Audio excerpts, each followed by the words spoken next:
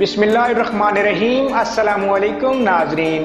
Sir दर्द सुनने में बहुत आम है, क्योंकि बच्चे हों या बड़े, सबको आजकल हर दूसरे दिन सर दर्द की शिकायत रहती है।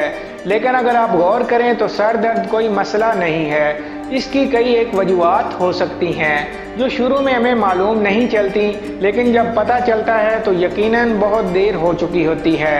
मज़ीद मालूमात के लिए हमारे साथ जुड़े रहिए। लेकिन वीडियो शुरू करने से पहले अगर आपने हमारे चैनल को सब्सक्राइब नहीं किया तो प्लीज़ हमारे चैनल को सब्सक्राइब करें और बेल आइकन को ज़रूर प्रेस करें, ताकि हमारी आने वाली हर न्यू वीडियो आप तक बर वक्त पहुँच सके। सर दर्द की वजूहात। सर दर्द दिमागी तनाव, डिप्रेशन और ज़्यादा सोचने की वजह से भी होता है।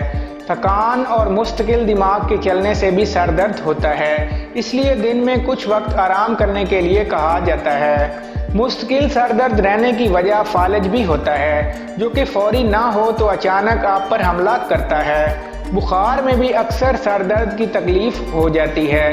नाक बंद होने की वजह से भी सर दर्द होता है। जिस्म में पानी की कमी की वजह से भी सर दर्द की शिकायत हो जाती है और चक्कर आने लगते हैं। मौसम और हवा के दबाव में तब्दीली की वजह से भी सर दर्द की शिकायत की एक बड़ी वजह होती है।